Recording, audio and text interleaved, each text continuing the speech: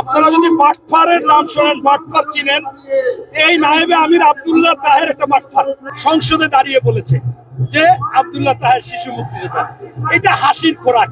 জামাতের আমির মহোদয় একজন ভালো লোক, সে যা বলে আমাদের বিশ্বাসই করতে হয়, না হলে তো আমরা জান্নাত পাবো না, কারণ ওনাদের হাতে তো জান্নাত। সে যদি বইলা থাকে যে মামুনুল হককে সংসদে আনে নাই কারণ সে অনেক কথাবার্তা বলবে, কিন্তু আপনারা দেখেছিলেন এই মামুনুল হক একটা রিসোর্টে একটা মহিলাকে নিয়ে গেছে, ভালোভাবে উত্তর দিতে পারে না মহিলা কে কি কি, শেষ পর্যন্ত বলছে আমার দ্বিতীয় স্ত্রী, নাম কি তাও ভুল বলেছে। এখন এই কথাও তো আছে।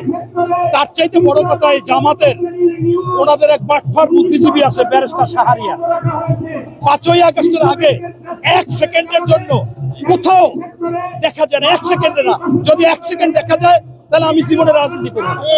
এই বাটফার শাহরিয়ার বলে যে বিএনপির ভাগ্য ভালো, আমি শাহরিয়ার সংসদে যাই নাই। এই যে বাটফার শাহরিয়ার এই গত মাসের 12 তারিখের পরে বিএনপি কে রাখবে না, 12 তারিখের পর বিএনপি থাকবে না। এখনো তো বিএনপি আছে। আবার এর আগে বলছে যে 36 দিনে শেখ হাসিনাকে পালিয়ে যেতে আমি বাধ্য করেছি, বিএনপি কে 36 ঘন্টা লাগবে না। আরে বাটফার, তুমি তো 5ই আগস্টের আগে তোমার চেহারা পর্যন্ত কোথাও দেখা যায় না, আন্দোলন সংগ্রাম তো দূরে কথা, তুমি মিথ্যা কথা বলো। আবার এই বাটফার শাহরিয়ার বলছে, আমির বলে কে বলবে আমরা জান্নাতের টিকিট দেখাতে পারছি, রাজনীতি করবো না। কমপক্ষে 50 জন আছে, তার মধ্যে বাটফার Shahriar TV talk show Jamuna news 24 গিয়ে বলেছে যে আপনি যদি জান্নাতে যেতে চান তাহলে নো অপশন জামাত ছাড়া, দাঁড়িপাল্লায় ভোট দিতে হবে। আর দাঁড়িপাল্লায় যদি ভোট না দেন রোজ কিয়ামতের দিন কি বলবেন?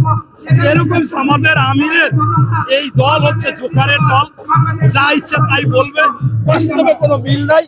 কারণ সকালে এক কথা বলবে, বিকালে এই জামাতের আমিরটা আপনারা শুনেছেন বলেছে যে আমি 1400 শহীদের মধ্যে 1200 শহীদের বাড়িতে গেছি। সরকারিভাবে একবার হয়েছে 834, 836, 844, এর মধ্যে 70% বিএনপি। উনি কোন পরিবারে গেল? ধরে নিলাম উনি 1200 পরিবারে গেছে। এখন 1200 পরিবারে যদি যায়, একদিন করে লাগলেও 1200 দিন লাগে। এরকম একটা ঢাহা মিথ্যা কথা যে বলে, সে তো একটা সত্যিকার অর্থে জোকারে পরিণত হয়ে গেছে। আপনার দেখেন যে উনি আরো বলেছে যে মালয়েশিয়ার মাহাতির মোহাম্মদ, সে নাকি ঢাকা মেডিকেলের ছাত্র ছিল, জীবনেও ছিল না। উনি আরো বলেছেন পার্শ্ববর্তী দেশ ভারতের প্রেসিডেন্ট এজিবি আবুল কালাম, সে হাই স্কুল পাস করেনি, অথচ তিনি বিশ্ব থেকে বড় বড় ডিগ্রি আছে, উনি পরমাণু বিজ্ঞানী। এখন এই কথাগুলো যে বলে, এগুলো তো হাস্যকর। তাই এখন আমি কি বলবো, উনি যদি বলে, আমি স্পষ্টভাবে মনে করি যে আপনি যদি মার্কিং হয়, পরীক্ষার খাতা দেখতে বলেন, আপনি যদি বলেন বিরোধী দলকে আপনি কত মার্কস দেবেন, আমি বলবো যে বিরোধী দলকে আমি 40% মার্কস দেবো, কিন্তু বিরোধী দল যদি জামাত হয় তাহলে পাবে 5%, মানে 5 মার্কস পাবে 5। কারণ তাদের কোনো কথা বতার কোনো ই নাই, ওদেরকে শুধুমাত্র বিরোধী দল হিসাবে মানুষের কাছে গ্রহণযোগ্য করে রেখেছে এনসিপি। এনসিপির নাহিদ ইসলামের কথা ভালো, হাসনাত আব্দুল্লাহ ভালো বলতেছে, আক্তার ভালো বলতেছে, ওরা যে কয়জন আছে ভালো বলতেছে। এই বলার কারণে মোটামুটি সংসদে বিরোধী দলের একটা ভূমিকা আছে।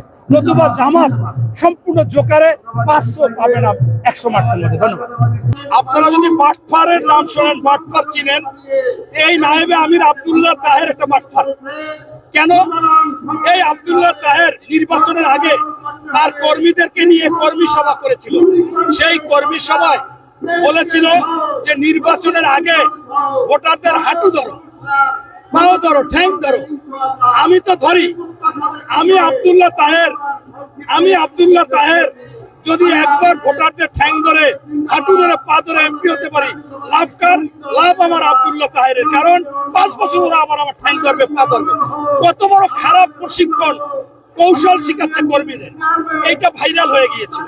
সেইটাই তারেক রহমান নির্বাচনের আগে বলার পরে সেইটাকে আবার কাইটা তারেক রহমানকে বুঝেছে, এটা আমাকেও একবার বুঝেছিল। তাই এরা হচ্ছে খুব খারাপ। আপনার হচ্ছে যে নিকৃষ্ট, দুর্গন্ধ, ময়লা, আবর্জনা, এগুলা নিয়ে বেশি কিছু বলা ঠিক না।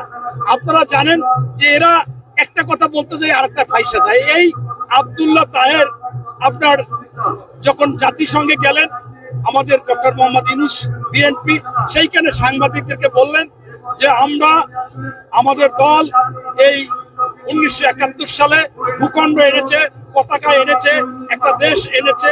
নাউজুবিল্লাহ, কত বড় মিথ্যুক।